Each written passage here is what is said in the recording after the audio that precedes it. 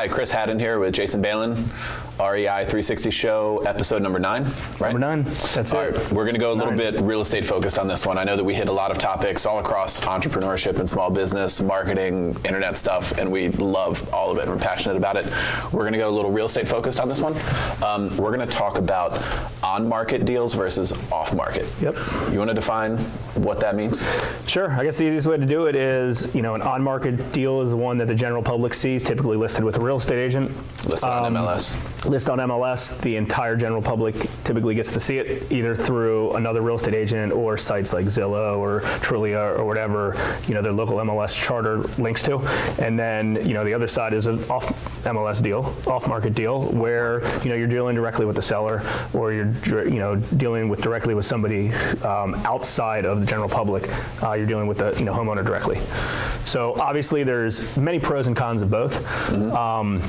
I guess the first, pro related to an on-market deal is you have access to it. It's very easy to assess. It's easy to find it. It's very easy to find, either through a local real estate agent to help you find it or going on to one of those sites like Zillow or Trulia or something like that. Sure. and identify it. So it's something you can do from your own house or from any computer.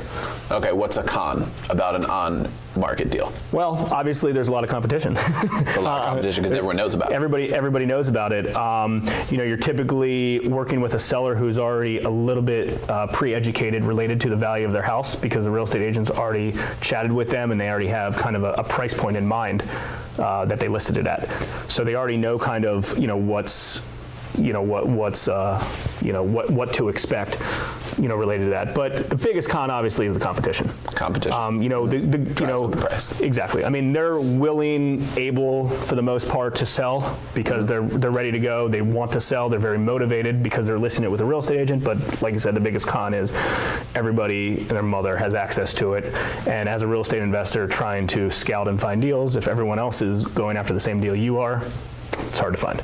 Got it. Okay.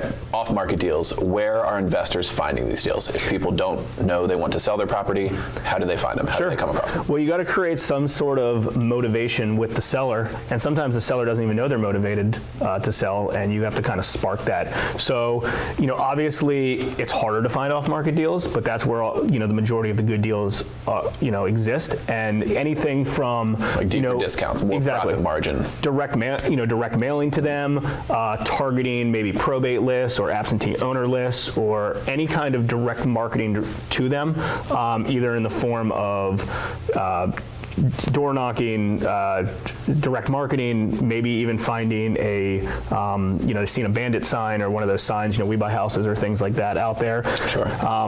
And some of them may be motivated, some of them may not be motivated, and they may be like, oh yeah, maybe I will sell my house, or this just happened to come in the mail at the exact time. A lot of times people, homeowners that need to sell their house quickly don't want to go through the real estate agents because there's a stigma related to the fees that real estate agents charge. Commissions and the commissions and the things like that, and they know that it could take time.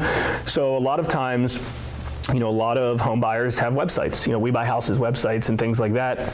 Certain home buyer websites, and homeowners will go, or your potential sellers will go onto the website, fill out a form, say, I really need to sell my house now. Call me. And investors that typically can step in, all cash offer. Sure. Settle quickly.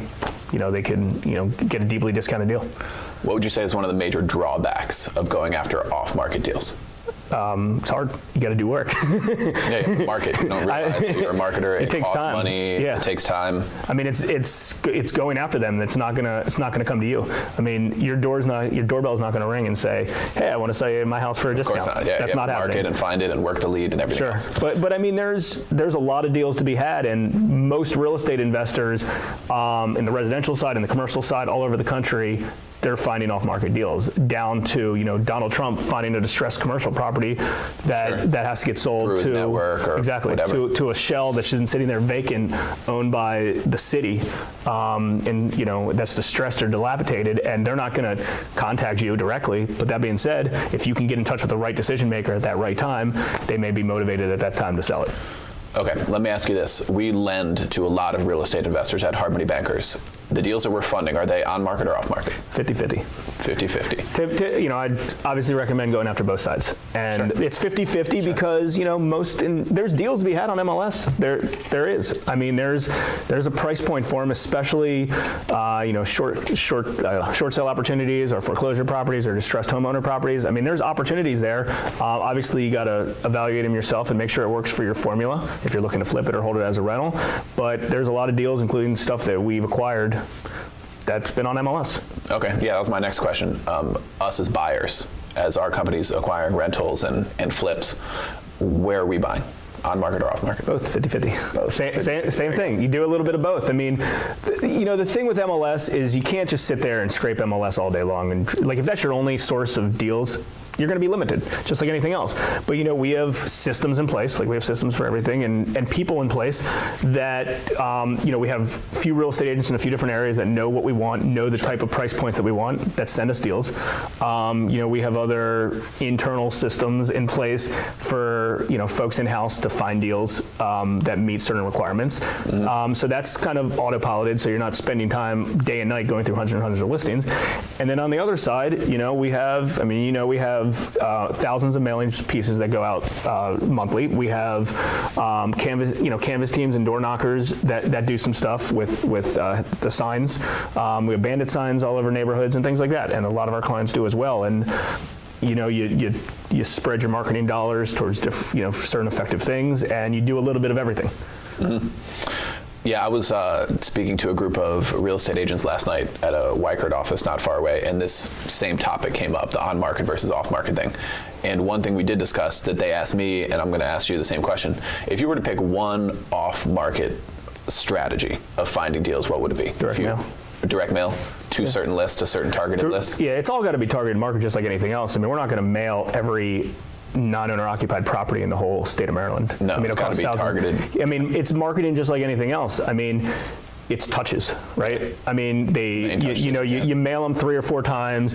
They go to your website, they see credibility, maybe they see a sign, maybe they see this, maybe they see that, then it comes back to them. I mean, when, if you're not ready to sell your house today, but you may be in a week from now, sure, in a year from now, maybe never. So it's doing that thing consistently. I mean, we always laugh about the people that mail us for money, direct mail us for money, and we get 1 mailing piece. What's the point of sending me 1 mailing piece? That's once, and then the next person behind you is sending it once. Oh yeah, once. They never continue. So it's just sticking to the same thing over and over. And in my opinion, I'd much rather hit up 500 people several times, a dozen times, than 10,000 people once. I mean, that's just a crapshoot luck. But again, it's doing everything. I mean, this is a business, and would you rather? I mean, another way to look at it is things like this. Let's say you buy a property on MLS for $100,000. And you pay, decent. Let's say it still works, but it's decent. You could probably find that exact same deal off MLS with some advertising for $80,000 or $90,000, and swing. it's certainly not going to cost you that much money. That's difference in money.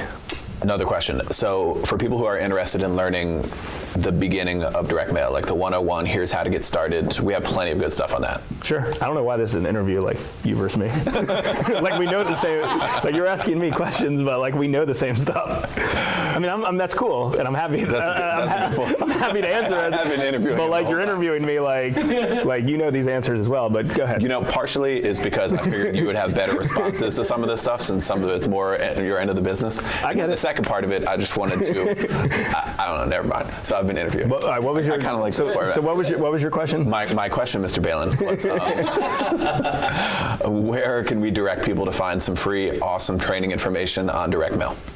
I think we definitely have some videos on rei360.net on that. Awesome. Yeah, under the education section. Thank you for being on my show. And actually, lately we've been doing a lot of content related to real estate agents, because real estate agents are notorious to not as fully understand in the investing side, and they should. They're already in the business. They might as well learn about investing.